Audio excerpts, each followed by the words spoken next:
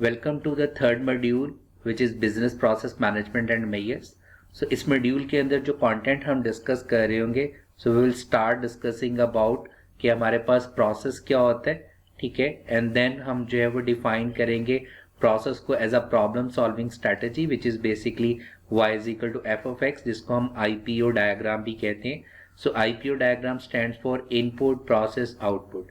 सो ये जो problem solving strategy के पॉइंट ऑफ व्यू से हम डिफाइन करने की कोशिश करेंगे।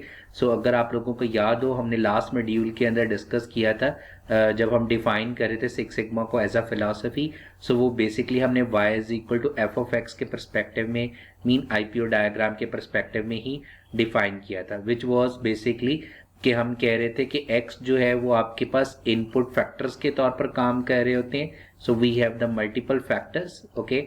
सो जो कि आपके पास x1, x2 up to xn factors हो सकते हैं जो कि एज अ इनपुट के तौर पर काम कर रहे होते हैं, और f ऑफ x आपके पास एज अ प्रोसेस के तौर पर काम कर रहा होता है which is converting these inputs into the output, okay.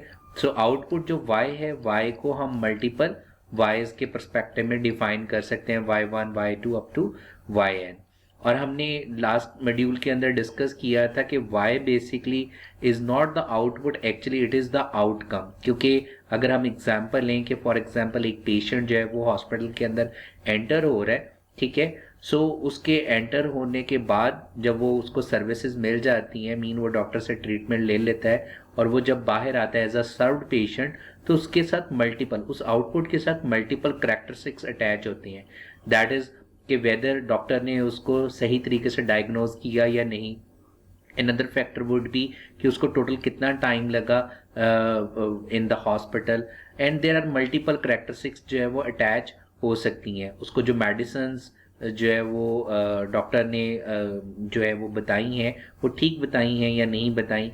So multiple outcomes are attach to that output, ठीक है जी। और उस आउटपुट के साथ ये जो करैक्टरिस्टिक्स अटैच होते हैं, इनको हम क्या कहते हैं, आउटकम। सो IPO डायग्राम को जब भी डिफाइन किया जाता है, जब हम आउटपुट की बात करेंगे, so basically we always talking about with respect to the outcome perspective. ये आउटकम क्यों इंपॉर्टेंट है? क्योंकि इसी की बेसिस के ऊपर हम अपना CTQ, जिसको हम क्रिटिकल टू क्वालिटी या इवन क्रिटिकल टू कस्टमर भी कहते हैं, वही डिफाइन किया जाता है, और इसी की बेसिस के ऊपर हम अपने की परफॉर्मेंस इंडिकेटर्स को जो है वो डिफाइन करने की कोशिश कर रहे होते हैं। सो आपके की परफॉर्मेंस इंडिकेटर्स डिफरेंट तरह के हो सकते हैं, लाइक कस्टमर परस्पेक्टिव में हो सकते हैं, फाइनेंशियल परस्पेक्टिव में हो सकते हैं, अदर फैक्टर्स भी हो सकते हैं। सो उनमें से कुछ फाइनेंशियल मेजर्स जो हैं वो हम इस मॉड्यूल के अंदर कवर करेंगे, as well as we will discuss about the quality costing के परस्पेक्टिव में।